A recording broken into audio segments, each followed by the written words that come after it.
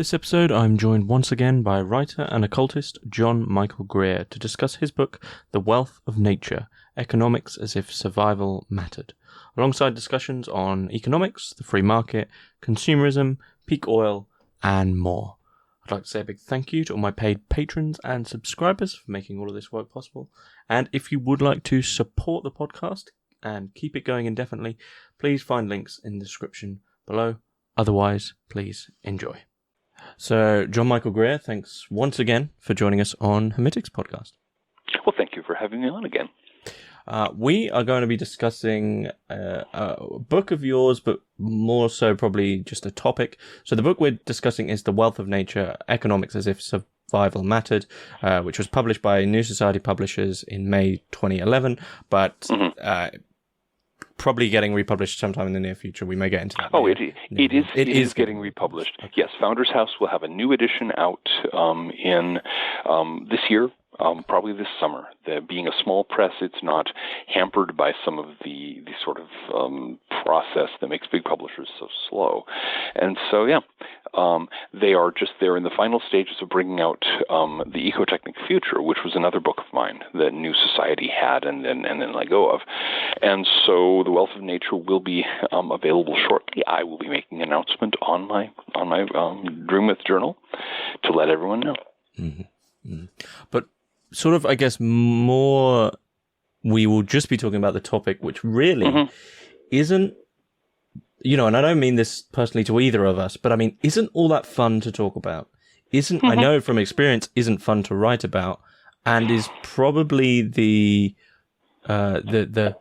I best call it a pastime, which is rife with the most errors, which is economics, right?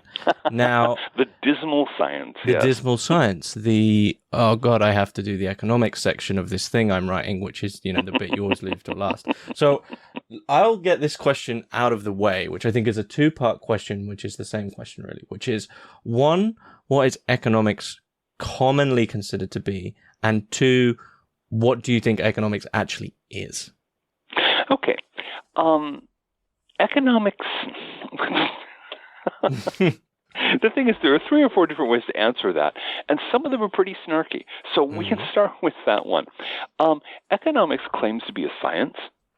It claims to be the science of how wealth is created, distributed, and transferred in any society, especially ours. It claims to be impartial. It claims to be objective. It is none of these things, as it currently exists. The problem with economics is that it's one of those studies that can almost never be honest, especially economics. Because when you talk about economics, as when you talk about political science, as when you talk about sociology, what you're really talking about is power. You're talking about who has the power to do what, who has the power to deny other people the right to do something. You're talking about who gets the money and who gets the shaft.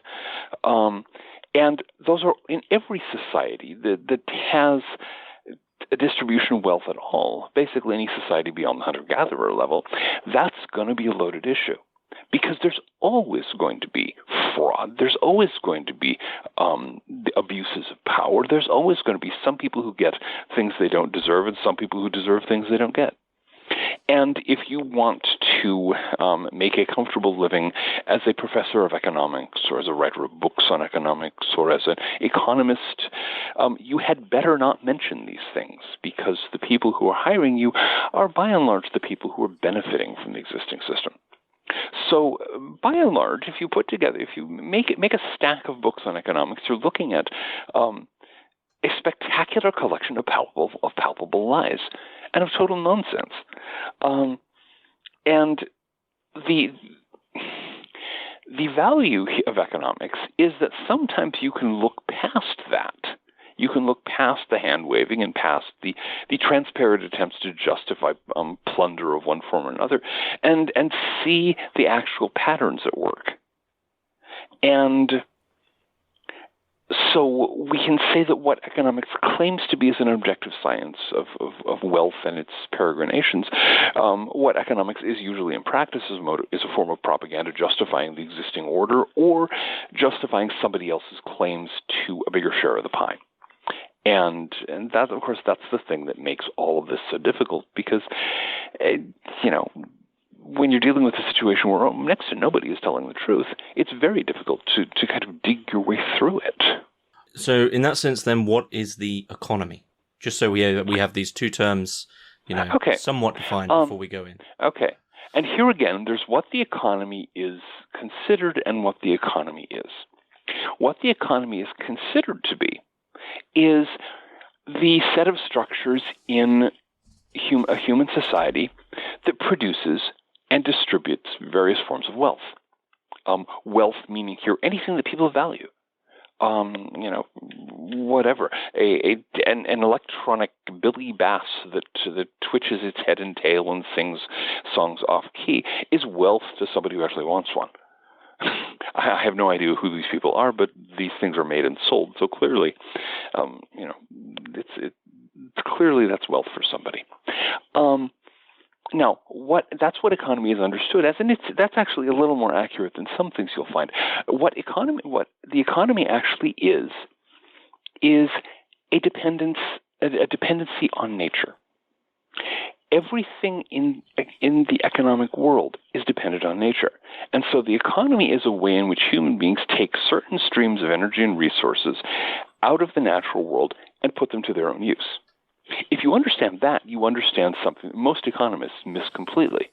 And it's something that's absolutely crucial to understand the situation we're in as a species, as society, and as individuals. Mm-hmm.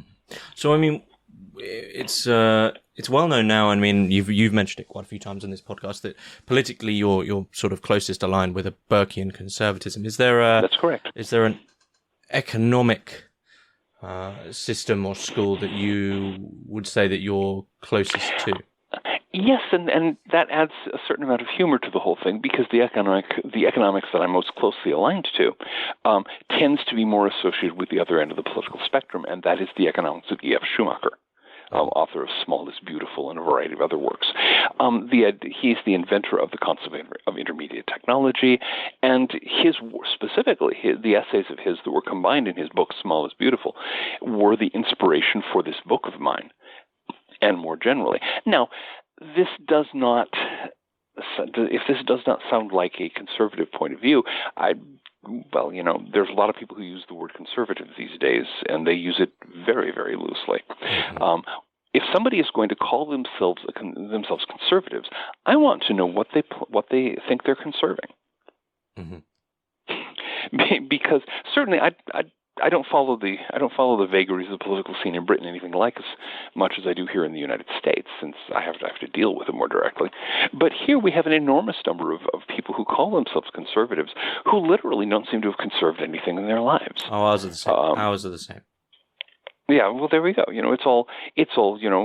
Industry should have the right to waste, to lay waste to everything, including human lives, as long as they make large profits. This is not a conservative point of view. A conservative point of view says, okay, what are the good things about the situation that we now have? How can we sustain them? What are the good things about the situation we had in the recent past that have been lost due to idiotic policies? How can we regain them? And so, for this reason, a genuine conservatism, a genuine Burkean conservative, looks at the economic situation that we're in, the claims that are being made about the economy, and little things like how do people support themselves? How do people provide themselves with goods and services that they need? And what are the examples where this has been done in an intelligent way, a sustainable way, a conservative way, a way that conserves?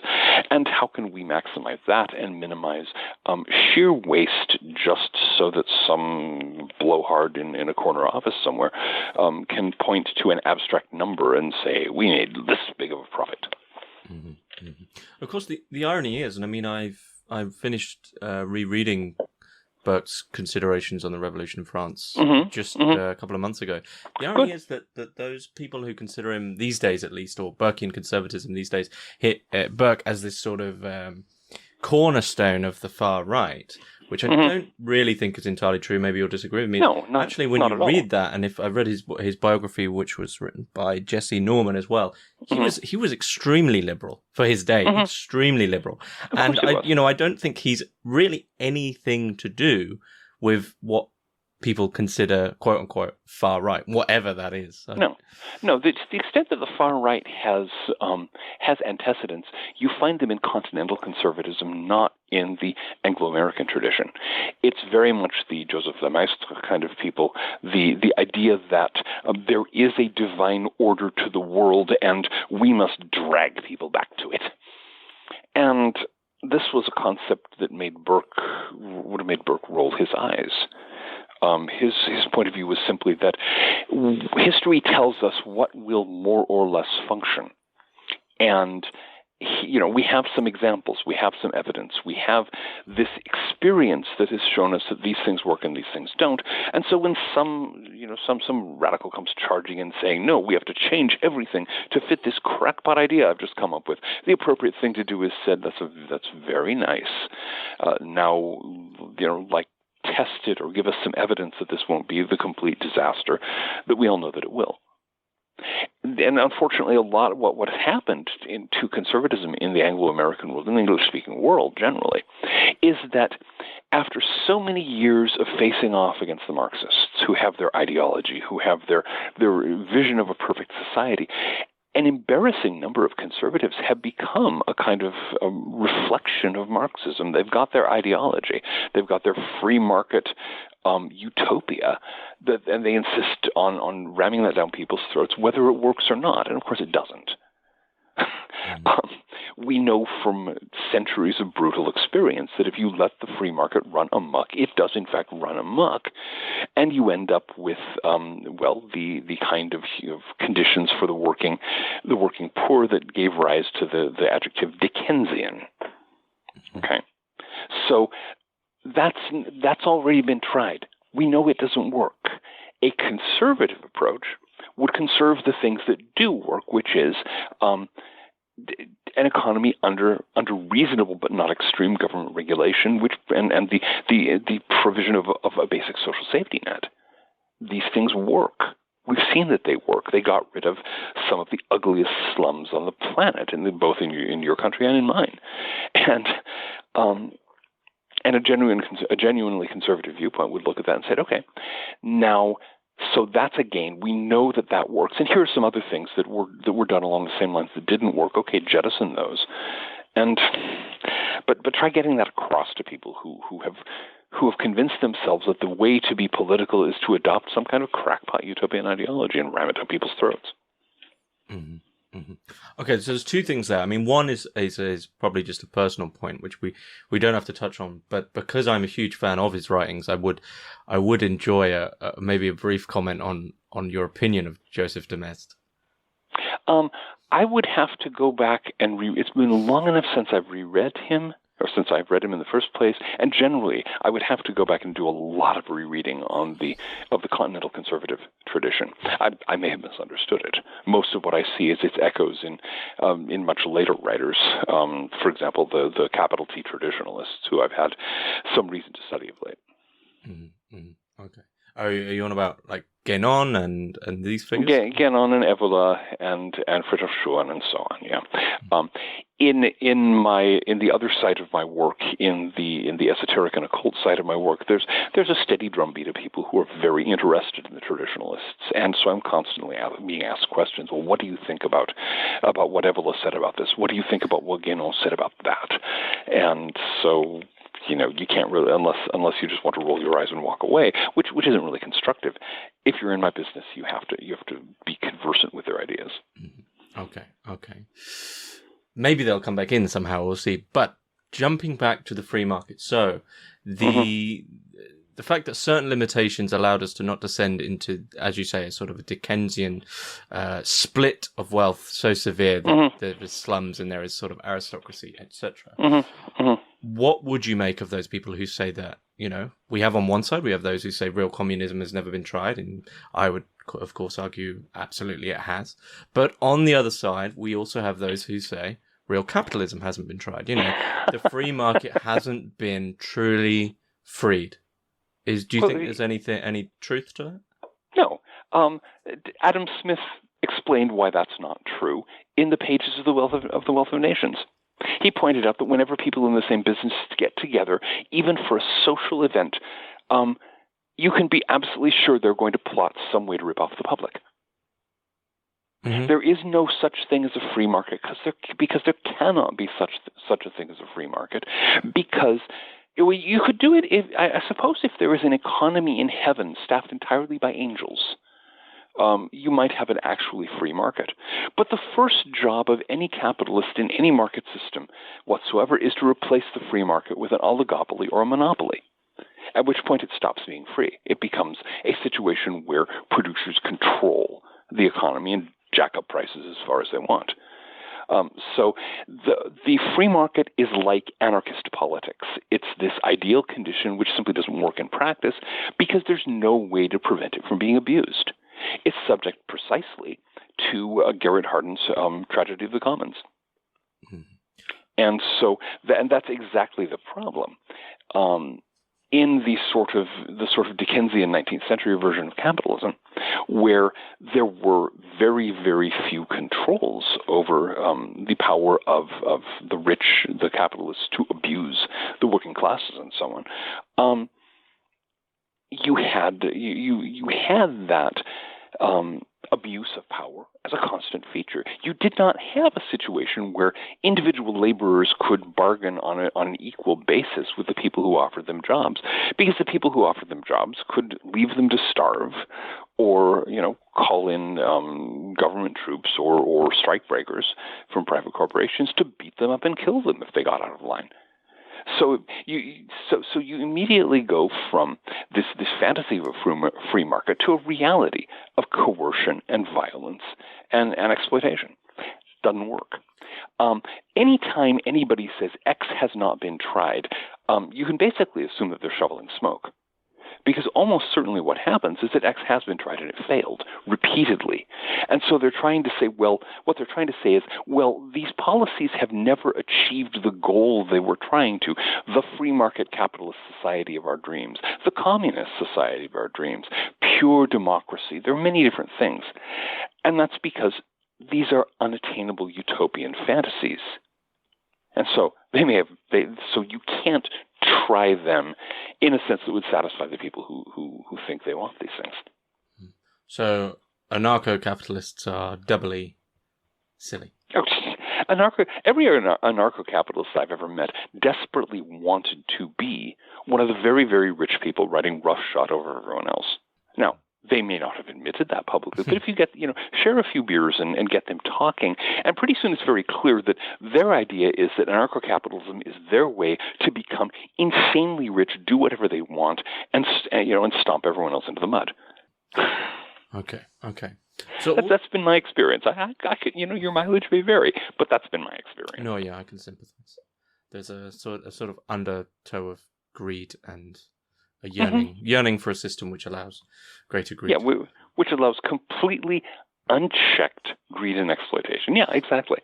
And the irony that I always found with anarcho-capitalists as well is that the anarcho part gets sort of overshot in the sense, or overlooked in the sense that as soon as they're within that system, absolutely everything is abiding by even more laws. Of course. So you're going from the state laws, which admittedly some of them might not be so good, but then you end up in this world of just, I don't know, it just seems hellish in terms of laws and restrictions. Of private laws, which is actually if you take the Latin verb that's the word privilege, privilege. Privilege is a system of private laws that apply to some people and not to others. And so anarcho-capitalism, the anarcho is hand-waving. Because what will happen immediately thereafter is, as soon as some people get vastly more wealth than others, their word becomes law for all practical purposes, and then we're basically back in the Middle Ages. But there does seem to be some value in the roots of that tradition in terms of the Austrian school. You already mentioned this idea of value in terms of, we've spoken before about the dancing Santa Claus animatronic thing, or the sea bass that you screw to the wall and press and it sings. There is abiding by other systems such as Keynesian or Marxist, that those things are either related to abstract price or value, whereas at least in the Austrian tradition, they admit what you admitted there at the start, which is value is subjective. Yeah, it's one of the great things. I mean, the Austrian system has its problems. By the terms I mentioned earlier, you can assume that every system of economics is either propaganda for the existing order or propaganda for people who want a bigger cut of the pie. But to the extent that the Austrian school has stressed the fact that value is not an abstraction is not an objective quality of anything. It purely is a way of referring to the fact that people want something. Mm-hmm. For example, for most of us, a piece of underwear belonging to a pop star has no value. But I promise to the fans of that pop star, that thing has immense value.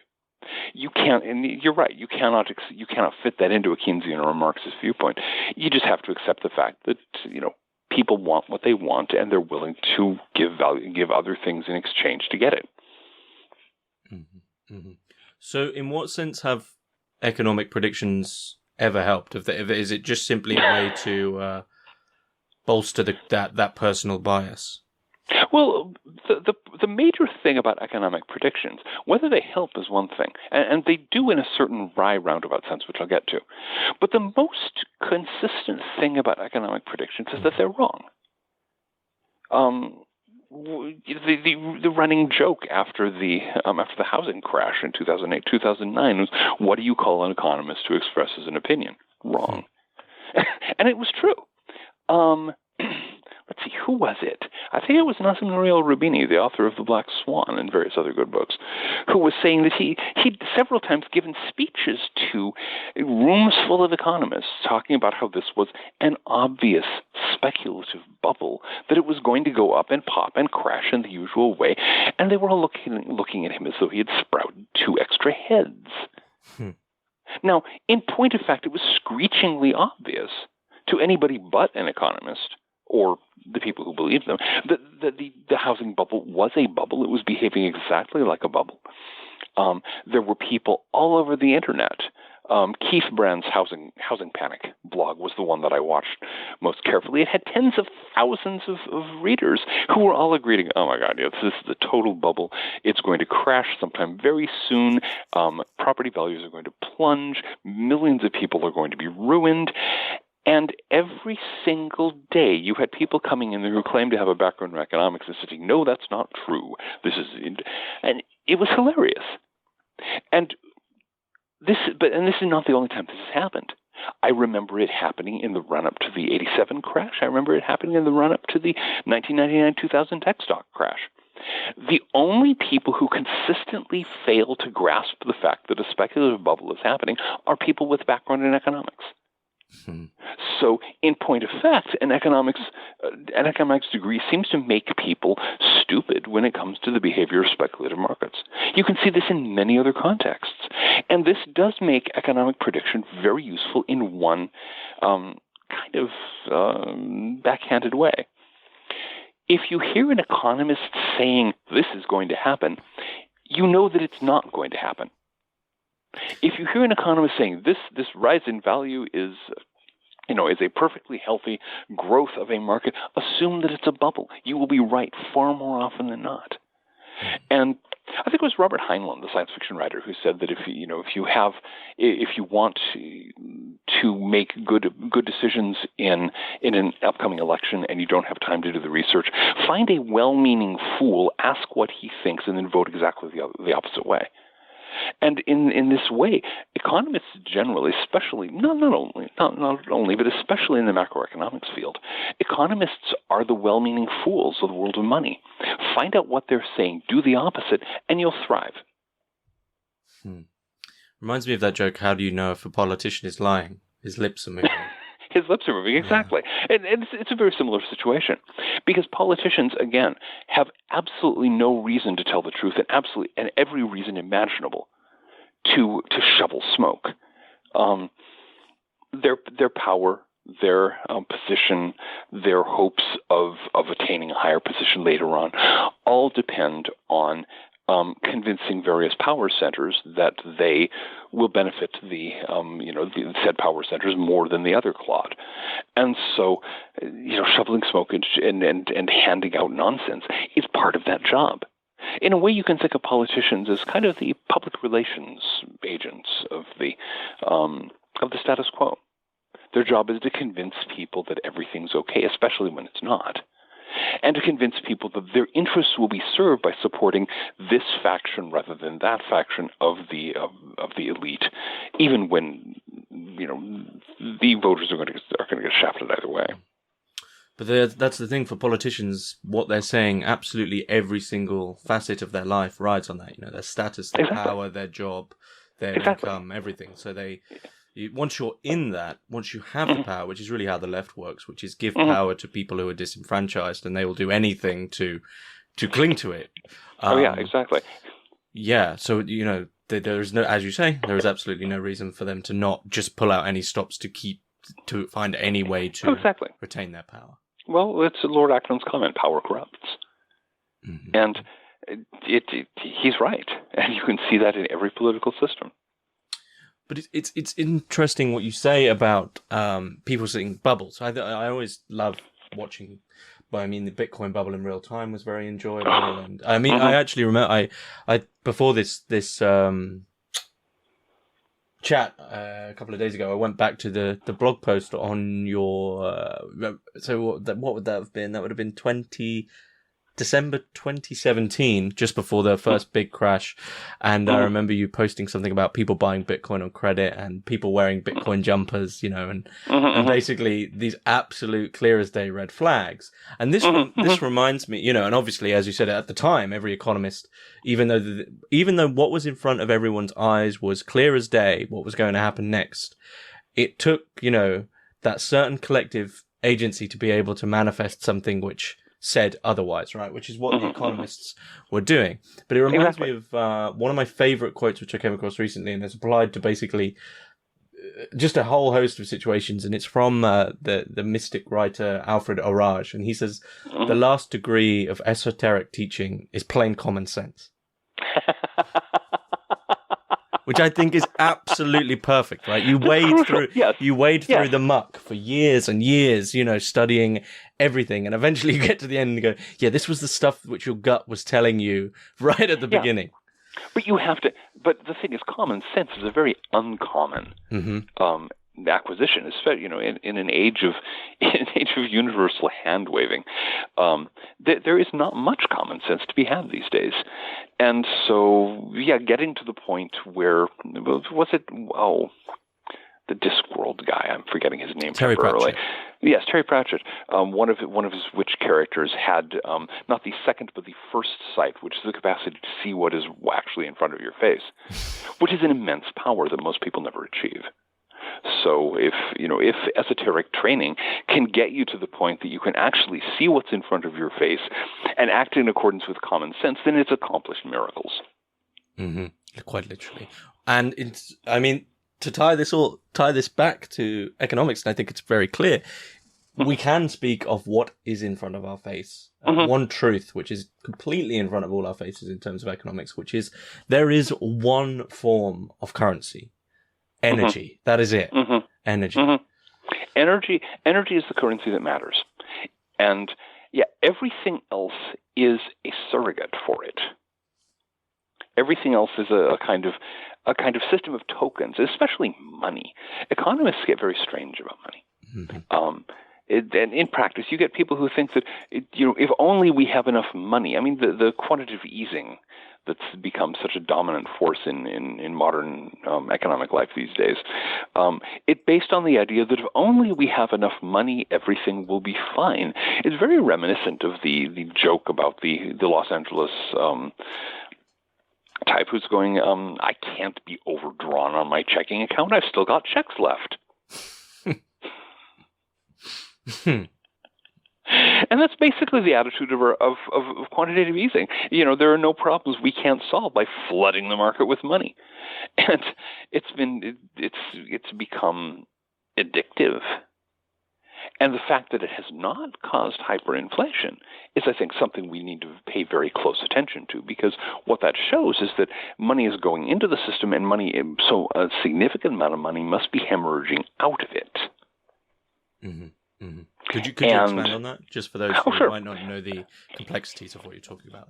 Okay. Well, basically, to start with, there's a lot of hand-waving about inflation and so on, but what inflation is, too much money chasing too few products. When the money supply goes up, if the availability of goods and services doesn't go up to match, you have inflation, because people can charge more, and they will charge more. And so with quantitative easing, there's been an immense amount of money created by hand waving, created out of thin air by the electronic equivalent of spinning the presses. In the United States especially, there's fantastic quantities of money. Our government basically runs by funding its deficit by way of the printing press. And yet this is not now we're getting some significant inflation, but nothing like what you would expect from, what has it been, well over a decade now of gargantuan quantitative easing activities and the manufacture of money in gargantuan amounts. So that money must be leaving the economy at something like the pace that it was entering it, or you would have that. What is almost certainly happening here, what all the evidence suggests is happening, is that it's going into the illegal economy, and it's also being siphoned off into various people's pockets. The reason we have these godzillionaires who have their private space programs and so on is precisely that they are able to extract all this extra money from the economy. And the fact that all of these asset classes are soaring endlessly in price. These are ways that money is being pumped out of the economy into essentially worthless assets, paper, paper of this kind, paper of that kind, and being stashed there. Now, how long can it continue? We simply don't know. It has not happened in the past that this kind of thing has been developed with such complexity. The normal outcome sooner or later is that all those asset classes, a question of their value comes up, people start trying to sell, and down everything comes in a hurry. But we don't know yet. We simply don't know which way the current experiment is, to some extent unprecedented, and we don't know what's going to happen. Do you think there actually is anyone who knows, or do you think we've sort of rushed ourselves into such a complexity that we just go, right, emperor's new clothes situation? Nobody can know. Because certainly we can come up with grandiose theories, and I'm sure if you go down to the economic departments of half a dozen universities in your country or mine, you can find at least 30 different theories as to exactly what that's going to do, all of which insist that it's a good thing because it makes the rich richer, whether they admit that that's what's going on or not. But as to, do we know what's going to happen? No, Socrates, we do not. We will simply have to wait and see. It has not been tried before. And as we have seen, the experts do not have a very good track record predicting the behavior of complex systems. Mm-hmm, mm-hmm. But this is, so what seems to be happening then in the language that you use in your book is we are having a sort of battle between, we're hemorrhaging wealth for money. Mm-hmm. Yeah. Let's duck back and talk a little bit about the division in the book. What I talk about in the book is a division of three economies rather than one. There is the tertiary economy, which is what most people think about in terms of economics. It's money. The tertiary economy is things like inflation and deflation. It's what's the money supply like, how fast is money moving, all the things that economists track. Okay. The secondary economy is the economy of goods and services. The actual things that people use, not financial services or financial goods, but things like houses and teacups and getting somebody to come fix your plumbing, things like that. That's the secondary economy. And the primary economy is nature. The primary economy is sun and wind, soil and green things growing, water flowing into and out of hydroelectric dams, but not the dams themselves. Those are secondary economy. All the natural systems that make the secondary and tertiary economies possible are the primary economy. That's the real economy. The real economy is the environment. So what we have going on now, and what we had going on actually when I originally wrote The Wealth of Nature, is that the tertiary economy, the economy of money, has metastasized. This has become gargantuanly more complex, more heavily overloaded, more intrusive than in any previous civilization. In most human civilizations, most economic transactions have nothing to do with money. People make things and use them. That's an economic transaction. People make things and give them to people, or barter them, or there are gift economies, there are customary exchange economies. There are all these ways, there are household economies, that people can produce and consume goods and services that have nothing to do with money. One of the things that makes our situation so fascinating is that ours is the first civilization in known history to have tried to convert every economic activity into something for which you have to have money. Mm-hmm. And so what's been going on lately, the tertiary economy has not been doing well. The secondary economy is not doing well. It's become increasingly hard to get goods and services, to get goods and services of any quality, or in some cases at all. And so because economists have been trained to think that there's only one economy and it's money, the standard approach to that is, okay, we need to get more money into circulation, whether we're going to hand it out to banks, whether we're going to hand it out to people, whether we're going, all of these things. It's all flood the economy with money and that will fix everything. And it hasn't, and it's not going to. It's set in motion various imbalances of its own. In some cases, it's patched over things temporarily. But so we have this incredible amount of money. And here especially, as an American, I'm watching here the U.S. dollar, which is the de facto global currency. Most other central banks of other countries have gargantuan amounts of it. And there's a huge amount that's flowing here and there through various legal, semi-legal, and illegal economic exchanges. Your basic drug dealer is mostly taking money in U.S., and in U.S. currency. And that's all flowing to various places. It's going to London, it's going to Hong Kong, it's going to Singapore, where it can be laundered and sent elsewhere. So you have these gargantuan amounts of money, all of which claims to be a claim on goods and services. Because that's all money is. Money is a set of tokens that gives you a claim on a certain amount of goods and services. You have a 10-pound bill. That's worth a certain amount of goods or services. And yet the economy of goods and services is not in very good shape these days. And so there are real questions about, can those claims actually be honored? Especially, again, in the case of the U.S. currency. There's a lot of claims out there. How many of them can actually be honored? There's more money in circulation right now than there are goods and services in the world by several orders of magnitude. What's going to happen when any fraction of that starts trying to be cashed in? Life gets complicated. Mm-hmm. There are those who are seeking to fix this problem. And I speak of Bitcoin, which actually I think we spoke about in our very first chat, however many years ago it was now. But this adheres to the same problem, right? Is that what's behind it is basically just a usage of limited fossil fuels. Yeah.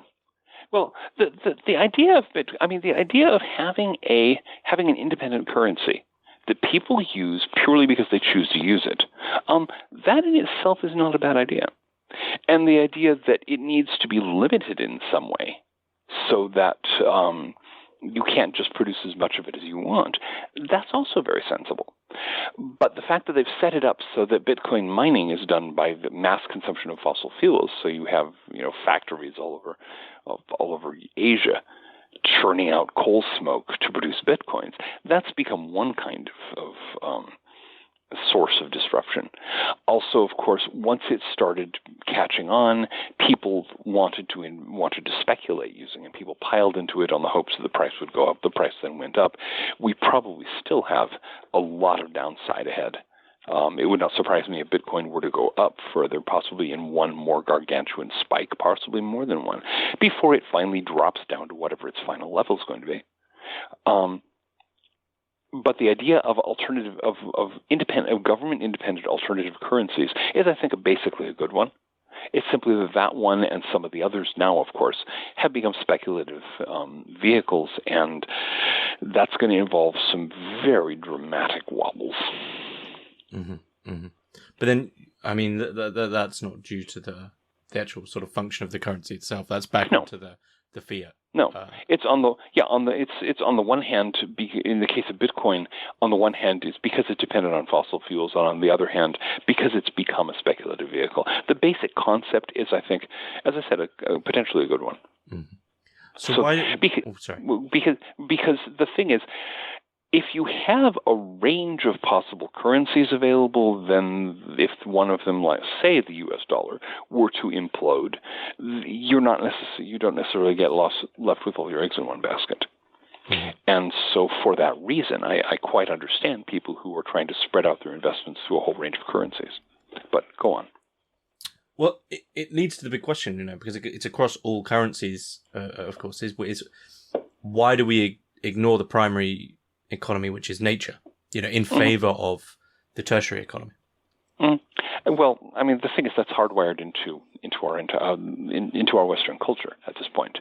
The idea, the pervasive idea at the heart of our modern Western industrial culture is that nature is just a passive lump of stuff that is there for us to do whatever we want to with it. It can't possibly react. It can't possibly do something we don't tell it. There's this bizarre fixation on the individual ego as the only thing that can act, and everything else in the world must be passive to it. It's kind of the ideology of the really, really spoiled 5-year-old who goes into a shrieking tantrum when anything doesn't obey whatever said spoiled 5-year-old wants it to do. And so this is kind of hardwired into our culture these days.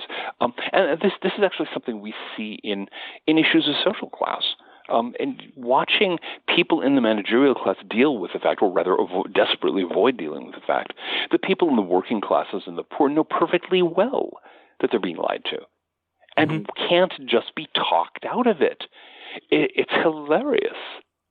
I recall when there have been a whole series of studies over the last decade or so when they've taken a bunch of working class people and shown them a video meant to convince them of something, and the working class people come out and saying they're even more convinced that they're being lied to. Yeah, that's fairly common with the working class. Exactly, because they know better. Because they've been lied to by people in suits how many times? And so, yes, the working class, but the thought that that the working class might have learned from their experience is anathema to the managerial class. And so they have to come up with these complicated psychological theories to explain why people aren't doing what aren't being perfectly passive puppets in the face of this clueless and usually ham-fisted propaganda. It's very reminiscent back in the before the American Civil War.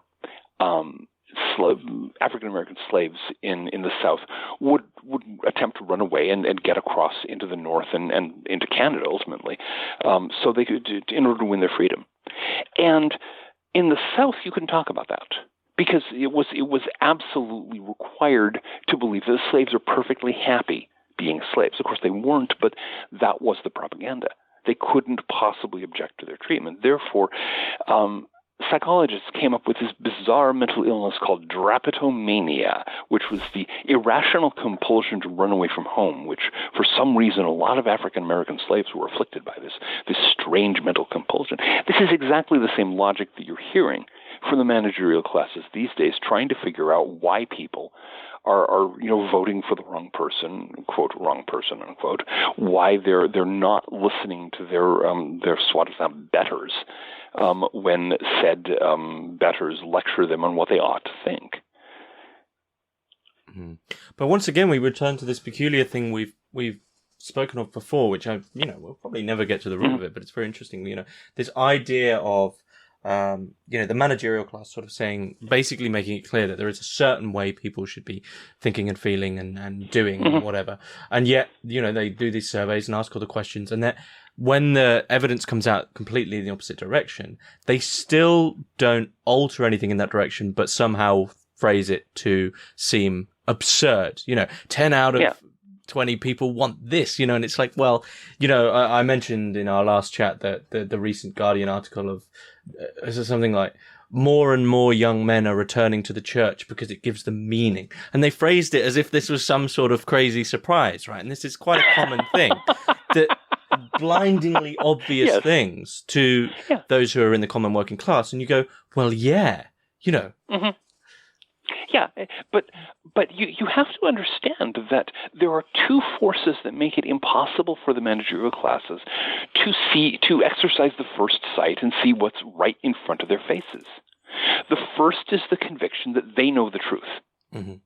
That whatever their opinion happens to be, however cockamamie it might be, they know the truth, and anyone who disagrees with them is just plain wrong. That's central. That's not just an opinion. It's central to their identity. The managerial class, it has built its whole function as a modern aristocracy, which of course is what it is, around the idea that they know what to do. They know how to run things. They're the ones who know better. And so confront them with evidence that they don't know better, they can't process it because you're challenging the core of their identity as social beings. Mm-hmm.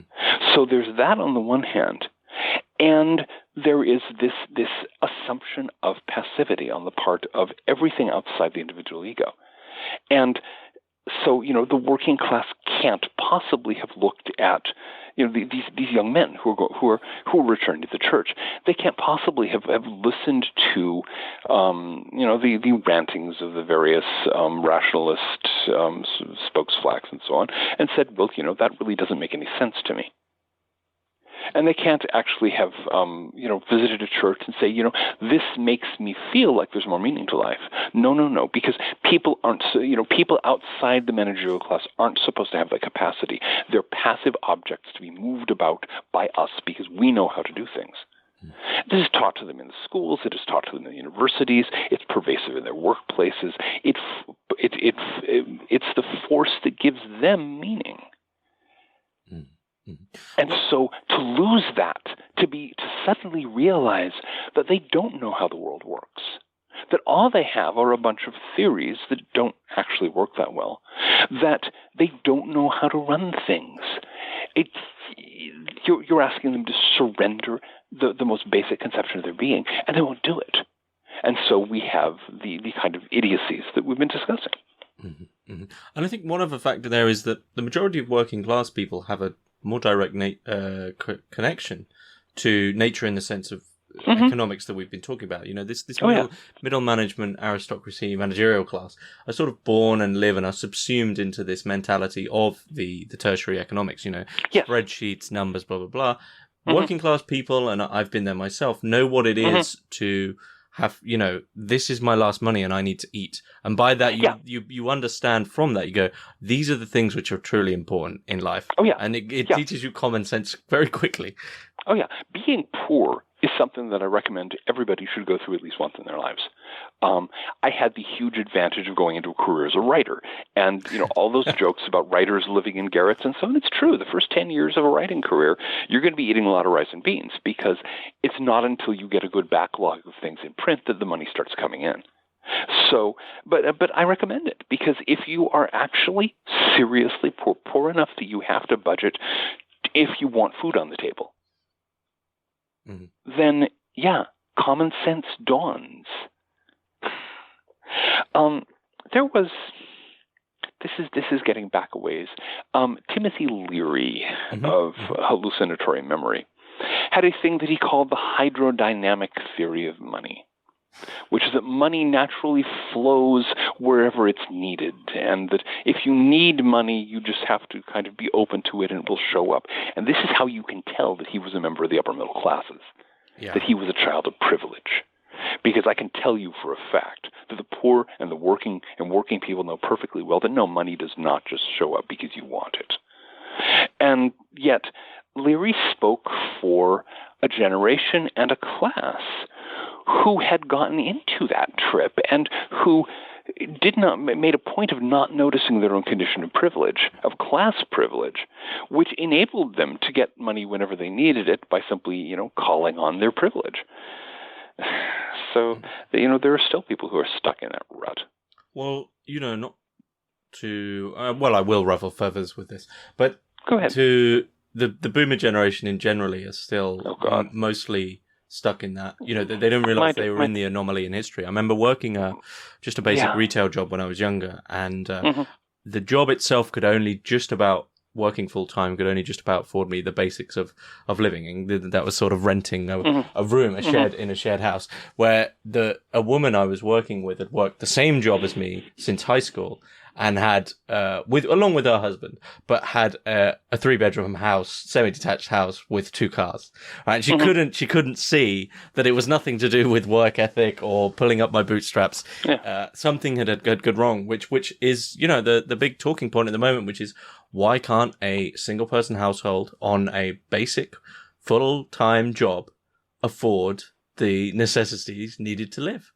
And no one wants to deal with this, both in the UK and the US. No one wants to look that in the face. And it is the most explosive question of our time, because the reason for it, of course, is that working class wages have been systematically driven down relative to the cost of living for the last 50 years.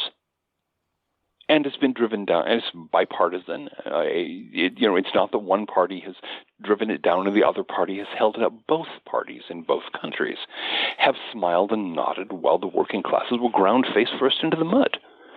And it is the most important political fact of our time. It is the one that nobody wants to touch, and that's one of the reasons that I keep on talking about it. Because there's a crucial point here having to do with actually the tertiary economy. You can't have a functioning consumer economy when too many of the consumers are too poor to buy anything. And so if you allow real estate prices to be driven up to insane levels so that nobody can afford to rent, or those who can are putting every spare penny they've got into rent, and therefore they can't afford to buy anything else except a little rice and beans to hold body and soul together.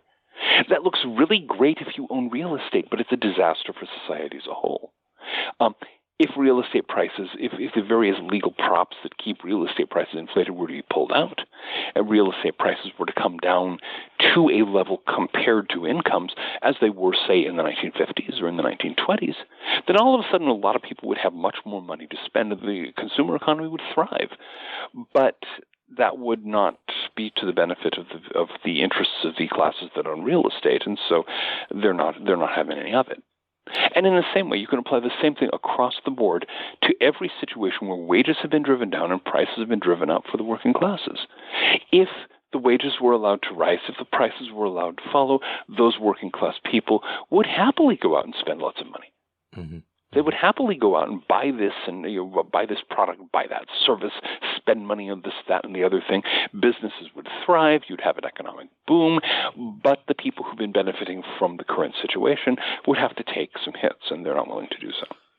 Yeah, I mean, this is one of the exact problems we have in the UK at the moment, which is we have a huge demand for properties, a massive demand, especially for young people for properties. Yeah. But the supply is controlled by those who have a monopoly, and any fluctuation in the prices, they don't want it because they control it, and they can also afford to just sit on it while there is no fluctuation in prices. Yeah. So it's basically buy it or don't have it, and it doesn't affect the people who already own it because they're so rich it doesn't matter. Exactly. And this is, was it Henry George, I think, who had the single tax idea that the basic tax should be a tax on owning real estate. I think there were some problems with his theory, but he had some basic ideas right, which is that control over land gives you disproportionate power over the economic situation and over wealth and over the political world ultimately. So breaking that down so that more people have access to property ownership, and you don't have the same kind of gargantuan rentier class sitting on top of society, pumping it dry. But of course, politically that's very difficult. It can be done. It will probably be done. especially as we start seeing population, because the world as a whole is very near its population peak. Europe, the United States would actually have declining population if not for immigration. And so as population begins to contract, you're going to start seeing airspace open up in the real estate thing. And if that becomes enough of a political issue, yeah, I think some of the props can be pulled out from under real estate prices, and we can start seeing a reversion to less parasitic modes of economics. Mm-hmm. I mean, just jumping back to one thing you said about the consumer society and purchases.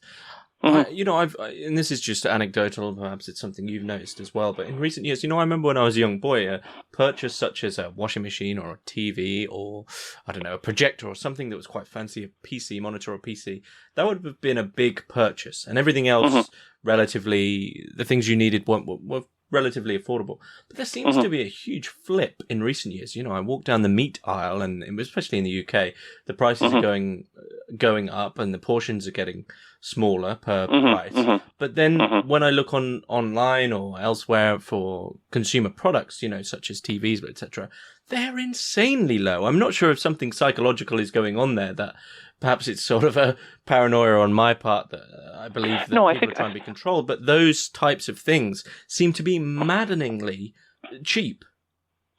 You see, I don't think that's an accident at all. I think it's a very important sign to watch, because what that shows is that the demand for those things has dropped. What that shows is that more and more people are just saying, no, I think I'm going to get one that's used, or I'm not going to get one, because I can't afford it. And so you're seeing what used to be the high-end purchases having their prices forced down because nobody can afford them anymore. Whereas, people still need to eat. By the way, prices of meat here in the United States are also way up. Mm-hmm. And can be expected to go much higher now that we're having the drought all over the western two-thirds of the country, and that's most of our meat-producing regions, and a lot of people can't get water for their livestock. I see. So what diet's coming next? Well, good question. The one that I'm recommending to people is the old-fashioned way of living well when you're poor, which usually involves a lot of things like rice and beans with a little meat when you can get it. Yeah, that sounds about right.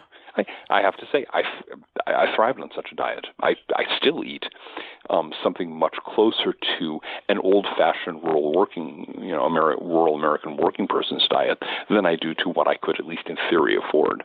Better for your health too. So one of those things. Yeah, I grew up on one of those diets as well, so I still eat a lot of liver. Well, there you go. Yeah. Crazy cheap, and it's the best cut for you. Yeah, there you go. And that kind of awareness where it's cheap, it's nourishing, it may not be fashionable, but who cares? That attitude is actually, the people who can embrace it and can follow through on it are actually going to do much better than the people who are clinging to the fashionable habits wealth has bankrupted them. Mm-hmm. To tie a few threads together here, we have this what we began with, this abstract quote-unquote economy. We have the fact it is backed on fossil fuels, a limited resource. You can't have infinite growth on a finite planet, and yet the economy and economics generally, I think, unconsciously pushes the idea that there is such a thing, or there can be such a thing if we were just to follow them.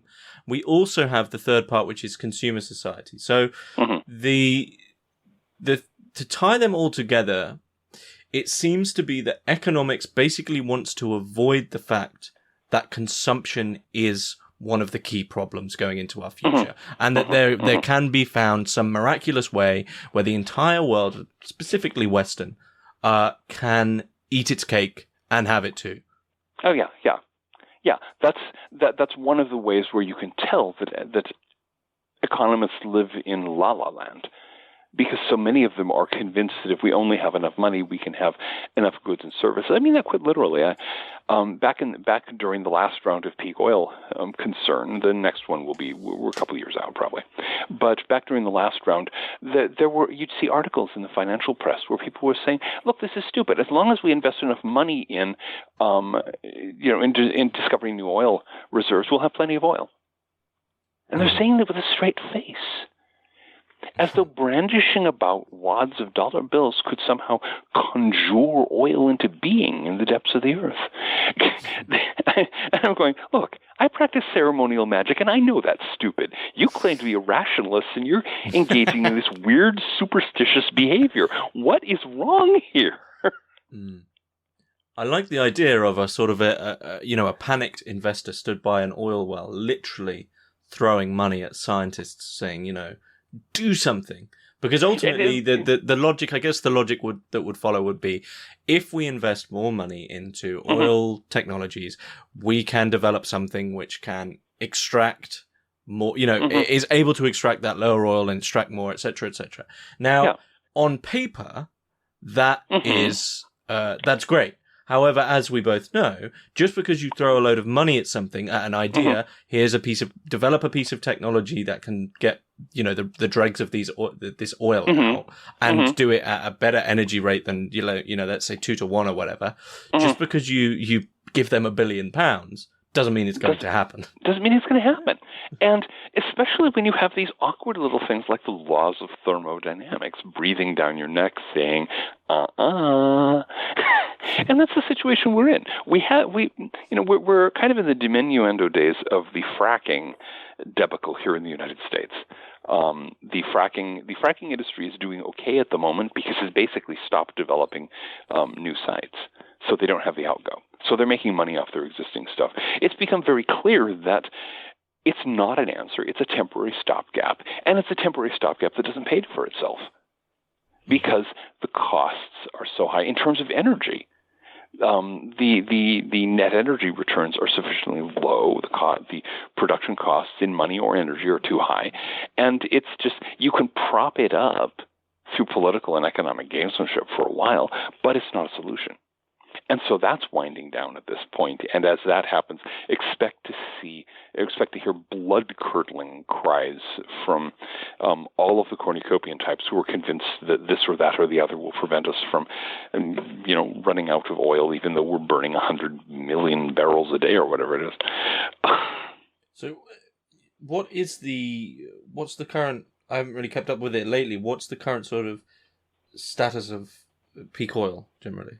Okay, we would have probably been in an oil crisis by now, except for the coronavirus panic, which drove consumption down very sharply and dropped the price a bit. Right now, the benchmark varieties of oil are in the low $70 a barrel range. Brent is, I think, at 73 this morning, 73 and change. West Texas Intermediate was around 71 and change. Those of our listeners who were listening during the last peak oil spike will remember the blood-curdling insistence that if the price of oil ever got above $50 a barrel, that would mean the end of the global economy. Obviously, that didn't happen, but it is not a good sign, because what this means is, again, the price of oil has been driven upwards due to declining supply and unyielding demand. So what I expect to see is that over the next year or so, there will be the usual fluctuations up and down, but more up than down. And so the price will begin climbing a little further, and then it'll start to take jumps upwards, and people will panic. And there will be lots of loud news media about the crisis in oil. We will hear all of the pro-nuclear types will come out with their quack nostrum, insisting, yes, you need to throw billions of dollars into new nuclear power plants, despite the fact that no previous nuclear power plant has ever been able to pay for itself. And the green energy advocates will say you need to throw trillions of dollars into green energy, even though you're buying problems with intermittency and the natural resources needed to build current green technologies are just amazingly high. And the price of oil will spike. It will crash. It will bounce up again. It will wobble a ways and probably stabilize somewhere around $100 a barrel. and we'll all get used to using a chunk less energy or spending much more money for it until the next crisis hits. Mm. I mean, it was one of the amazing things from the pandemic and all the lockdowns is the amount of, and it's sort of absurdly humorous, is the amount of companies that did transition to purely online work, which was blindingly obvious for the last probably 10 years. And yet, when the pandemic and all the lockdowns have been let up, most people, even though a lot of people were saying, oh yeah, we loved, blah, blah, blah, doing this type of work, most people just got up and sauntered back to the office. Exactly. Exactly, yeah. And the thing is, companies could save millions. You could literally not have property. An office. Exactly. Yeah, you could say you no longer have a skyscraper to maintain. You could save immense amount of money, but since human beings are social primates, and the big baboons in the corner office want to have those displays of dominance and so on, and there are various other things. Yeah, they're just going right back to the business as usual. We'll see how long that lasts. Mm-hmm. No, that's what I was going to say. All these reports of celebrities or big businessmen taking a flight somewhere for a call, and you think, it's just status, and you're not going to talk anyone out of that. No, it's going to take either really, really drastic shifts in the economy or in politics, because as we saw with during the virus panic, we can eliminate private tourist air travel. Mm-hmm. That could go away tomorrow, and we'd save that right there would cut an incredibly huge amount of carbon out of the atmosphere. You want to get us, heading toward balance? That's a great way to do it. Try talking people into it. Similarly, we could eliminate commuting. In most cases, probably about half the commuters could be just all the office workers could simply stay home. There again, we've annihilated this immense quantity of carbon that's being dumped to the atmosphere. But even when you point out, well, aren't you concerned about global warming? It's been one of the points that I made over and over again, that you find an enormous number of people who are perfectly willing to emote by the hour about global warming, but don't you dare ask them to do it. To give up their SUV, or to give up flying to the other side of the planet for their next ecotourism vacation. Yeah, no, they've got to have their status symbols, even if it wrecks the planet. And so this is why, although I'm very well aware of the reality of global warming, I'm somewhat sympathetic to the people on the other side of the political spectrum, because they're saying, look, if this was serious, if this was real, you'd be taking it seriously, and you're not.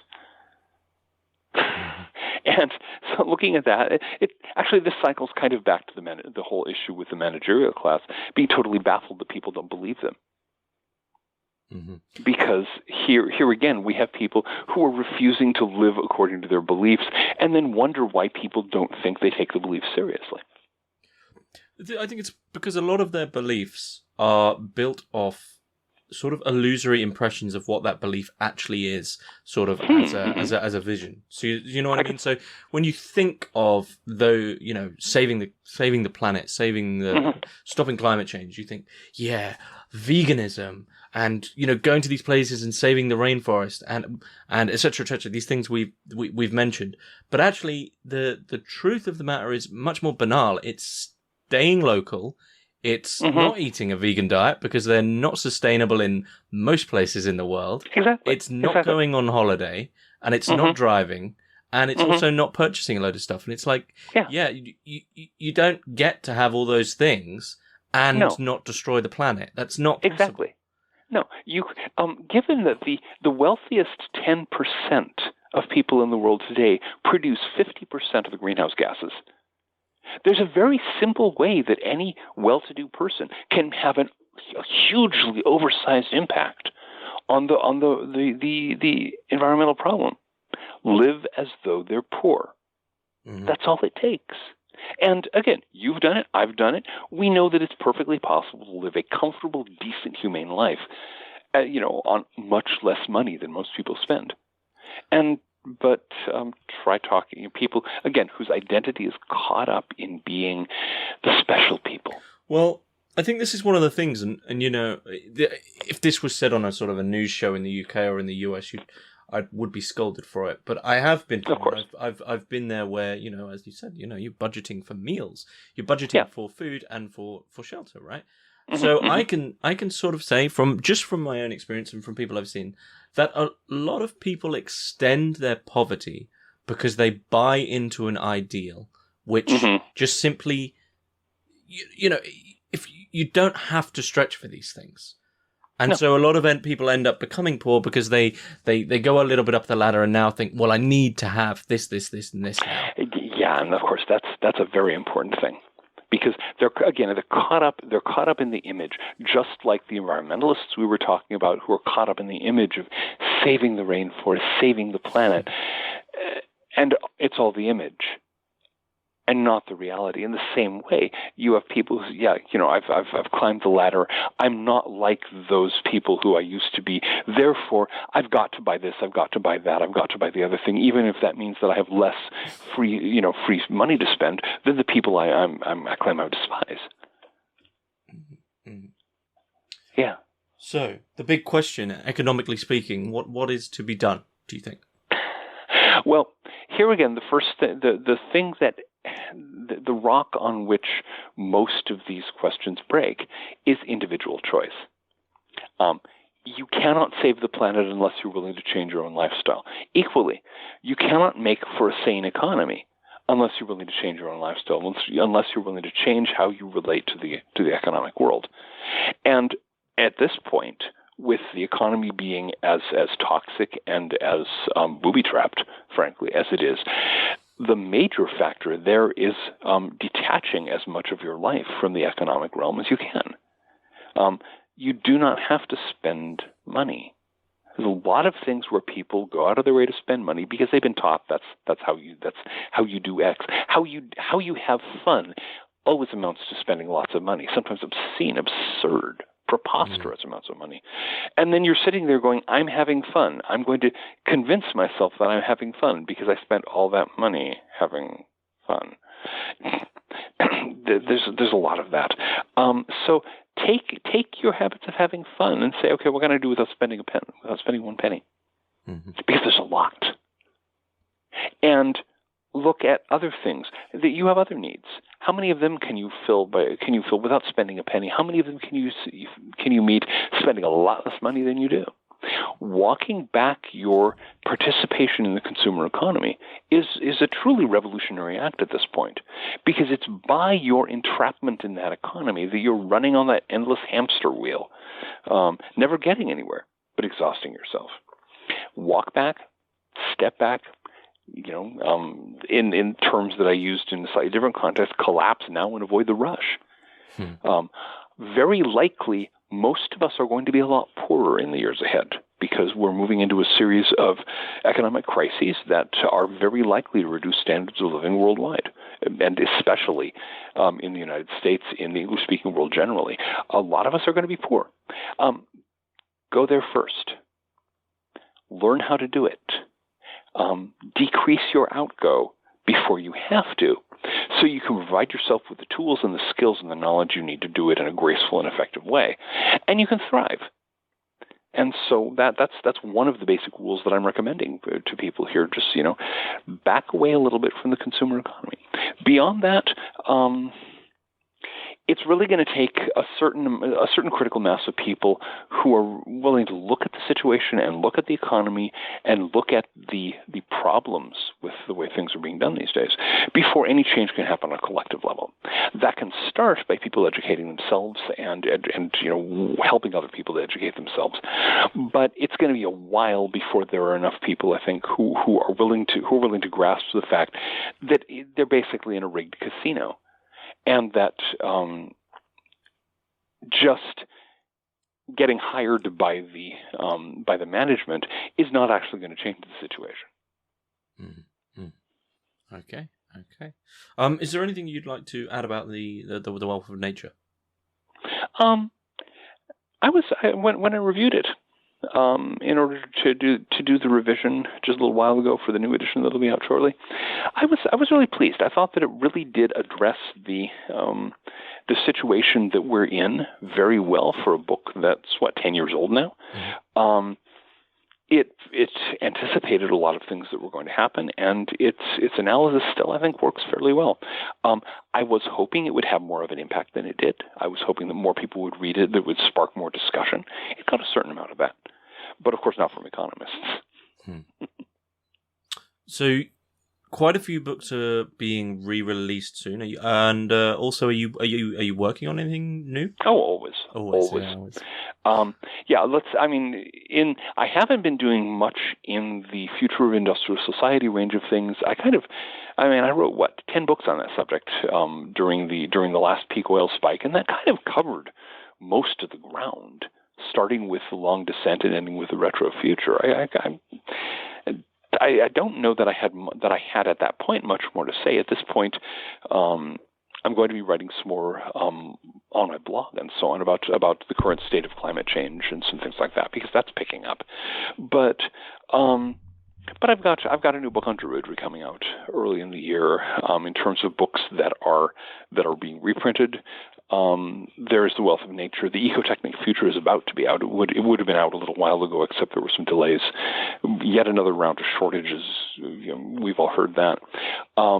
Also, The Retro Future and After Progress, two of my other books from the peak oil years, are going to be coming out. I haven't started revising them yet because they won't be available for reprinting until October. But those are on the agenda. Let's see, what else? My book Monsters, which is actually my best-selling book so far of all time, is coming out with a third edition. That'll be out this fall. And other than that, we'll see. Okay. That's very good. Thank you. Yeah, thanks very much for coming on. Thank you for having me.